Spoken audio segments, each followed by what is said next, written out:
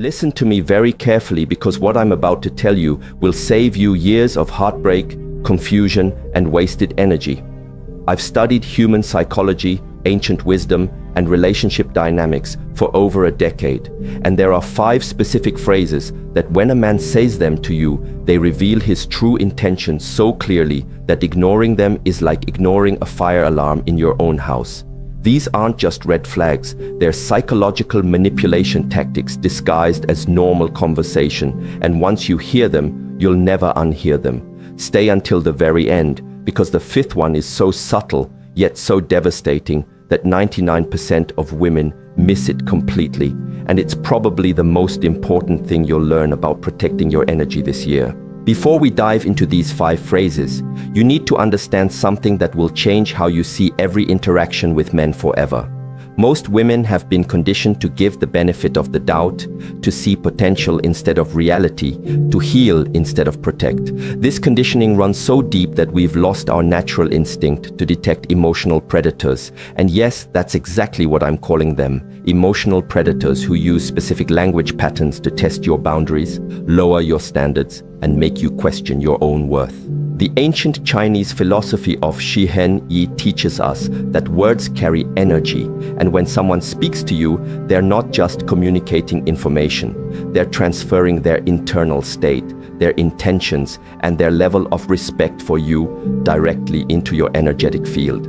This is why certain conversations leave you feeling drained, confused, or questioning yourself, even when you can't pinpoint exactly what went wrong. Your intuition was picking up on the energetic signature of manipulation, but your logical mind was trying to rationalize it away. What I'm about to share with you isn't just relationship advice. It's a form of energetic self-defense that will protect not just your heart, but your entire life trajectory. Because here's what nobody talks about. The man you choose doesn't just affect your romantic life. He affects your career, your friendships, your relationship with your family, your self-esteem, your financial future, and even your physical health. Choose wrong, and you'll spend years of your precious life force trying to heal from the damage. Choose right, or better yet, learn to identify and walk away from the wrong ones immediately, and you create space for something beautiful to enter your life. The first phrase that should make you run, not walk. Away is when a man says you're too sensitive, or any variation like you're being dramatic, or you're overreacting. This phrase is psychological manipulation at its finest because it's designed to make you question your own perception of reality. When a man dismisses your emotional responses as being too much, he's not commenting on your sensitivity. He's revealing his inability to handle a woman who knows her worth and speaks her truth. Here's what's really happening when he says this. He's testing whether you'll abandon your own emotional intelligence to accommodate his comfort. He's seeing if you'll shrink yourself to make him feel bigger. A man who truly cares about you doesn't dismiss your feelings. He gets curious about them. He asks questions. He listens. He tries to understand your perspective even if he doesn't initially agree with it. When a man tells you that your natural emotional responses are wrong or excessive, he's essentially telling you that he values his own comfort more than your authentic self-expression. The most insidious part about this phrase is that it plants a seed of self-doubt that grows over time. You start questioning every emotion, every gut instinct, every moment of intuitive knowing. You begin to monitor yourself constantly, wondering if you're being too much again. This is exactly what emotional predators want. They want you disconnected from your internal guidance system because your intuition is the one thing that can protect you from their manipulation. Women who have experienced this type of dismissal often find themselves years later having to rebuild their relationship with their own emotions. They've lost touch with what they actually feel because they've been trained to believe their feelings are wrong. This is energetic violence, and it's happening in relationships everywhere because we've normalized it as just how men are. But I'm here to tell you that conscious, evolved men don't operate this way. They understand that a woman's emotional depth is not a bug to be fixed, but a feature to be honored. The second phrase that should send you running is, "I'm just being honest," or "I'm just telling you the truth," especially when it follows a cruel, unnecessary, or deliberately hurtful comment. This phrase is a manipulation tactic designed to make cruelty seem like a virtue. When someone uses honesty as a weapon, they're not being honest. They're being abusive and trying to make you feel grateful for the abuse.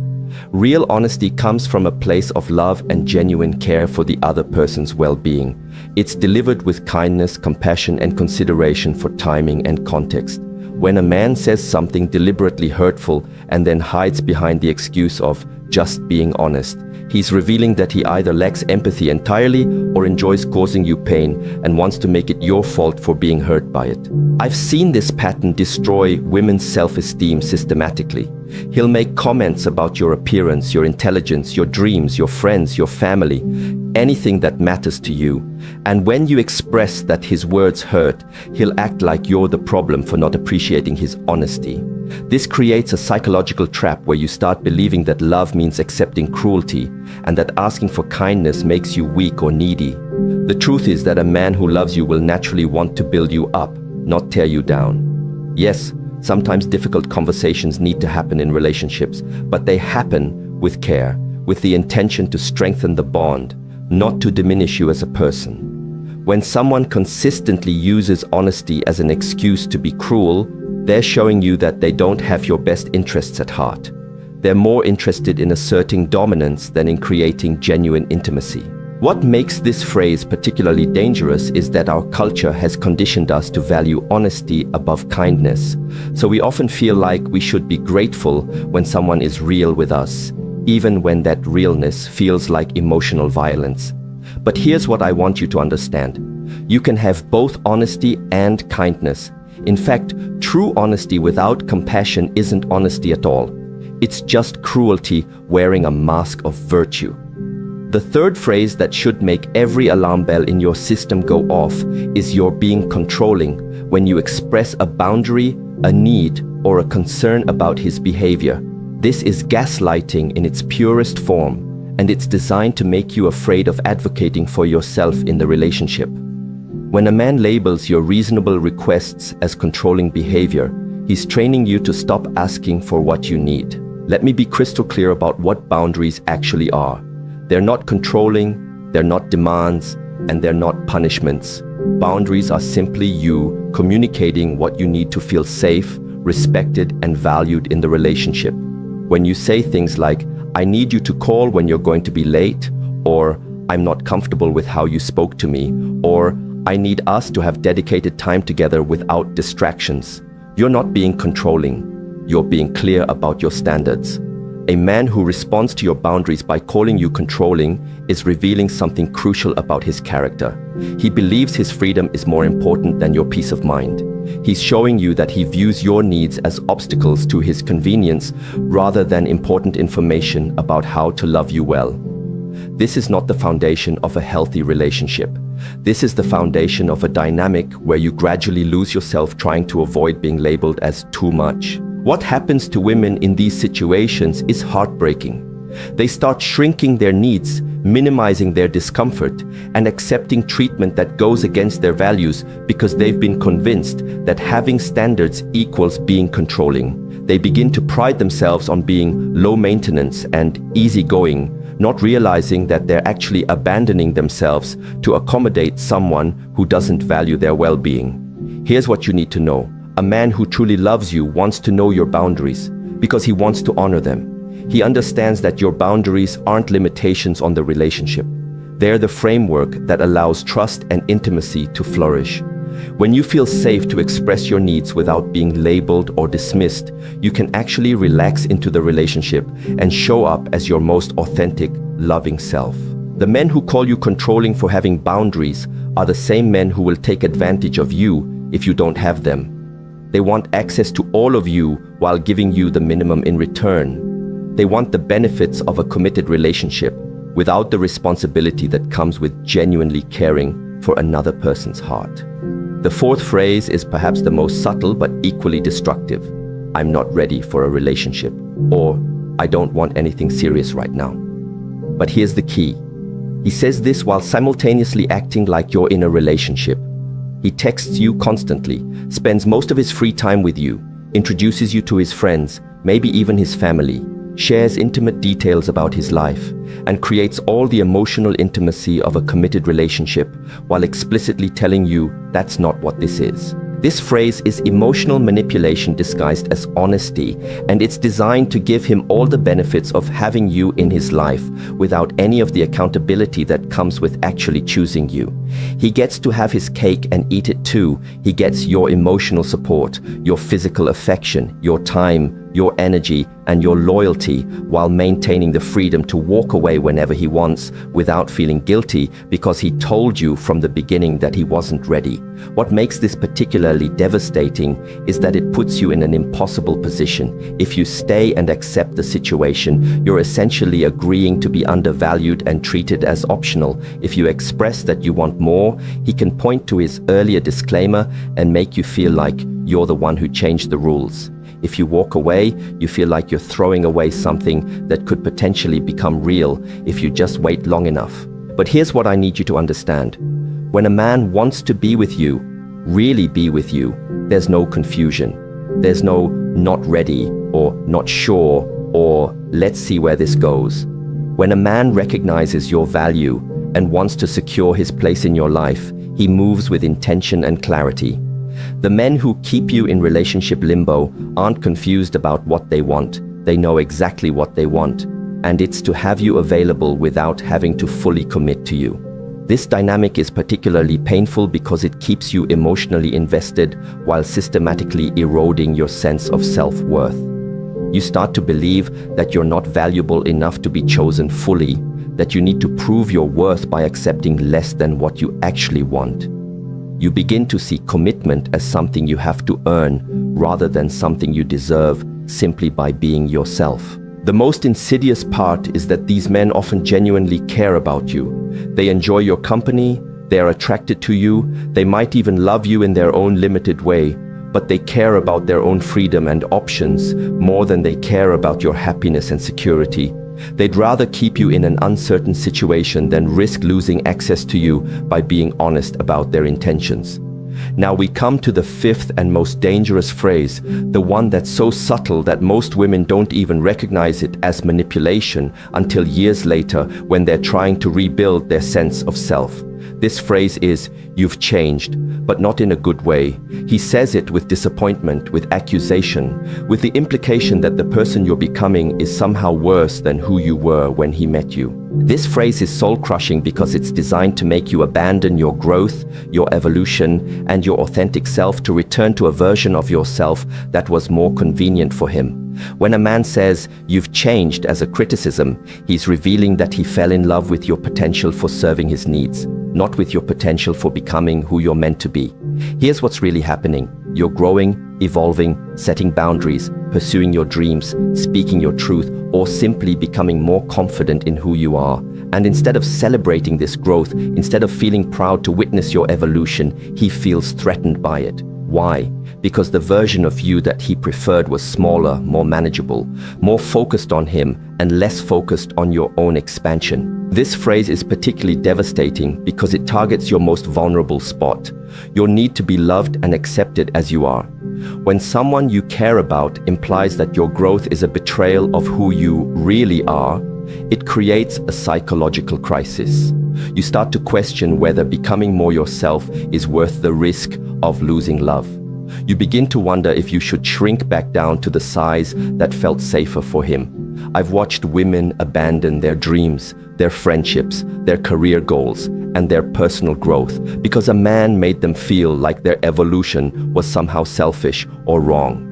They stop going to therapy because he says it's changing them. They stop pursuing their passions because he preferred when their attention was more focused on him. They stop setting boundaries because he liked them better when they were more accommodating. But here's what you need to understand at the deepest level. A man who truly loves you doesn't just accept your growth, he champions it.